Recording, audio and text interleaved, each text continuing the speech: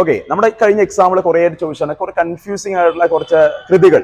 Okay, അത് വളരെ simple ആയി പരിചയപ്പെടാം. നമ്മുടെ ഇന്ത്യൻ സമരം എന്ന കൃതി ആരുടെ വെച്ചാൽ സുഭാഷ് ചന്ദ്രബോസ് ആണ്. ഇന്ത്യൻ സമരം സുഭാഷ് ചന്ദ്രബോസ് ആണെങ്കിൽ നമ്മുടെ സമരം സദ്ദാം ഹുസൈൻ. ഓർക്കണം, ഇന്ത്യൻ സമരം നമ്മുടെ സുഭാഷ് ചന്ദ്രബോസ്, നമ്മുടെ സമരം സദ്ദാം ഹുസൈൻ ആണ്.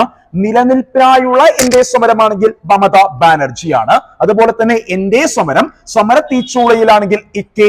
നയനാർ. ഓർക്കുക, എന്റെ സമരം സമര തീച്ചൂളയിൽ ഇ.കെ. നയനാറാണ്.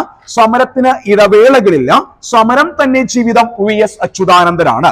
സമരത്തിന് ഇടവേളകളില്ല, സമരം തന്നെ ജീവിതം വി.എസ്. അച്യുതാനന്ദൻ. ജീവിതം ഒരു സമരം എന്ന കൃതിയാണെങ്കിൽ അക്കാമ ചെറിയാനാണ്.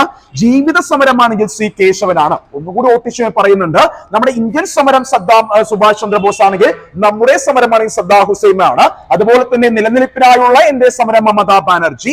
എന്റെ സമരം സമര തീച്ചൂളയിൽ ഇ.കെ. നയനാർ. സമരത്തിന് ഇടവേളകളില്ല, സമരം തന്നെ ജീവിതമാണെങ്കിൽ വി.എസ്. അച്യുതാനന്ദനാണ്. അതുപോലെ തന്നെയാണ് ജീവിതം ഒരു സമരമാണെങ്കിൽ അക്കാമ ചെറിയാനും, ജീവിത സമരമാണെങ്കിൽ സി കേശവനുമാണ്. ഓക്കെ അല്ലേ? അപ്പൊ സമരം എന്നുള്ള മേഖലയിൽ നമ്മൾ കൺഫ്യൂസിംഗ് ആകുന്ന ഫാക്ടേഴ്സ് ആണ്. ഇനി ഒരിക്കലും മാറിപ്പോകരുത്.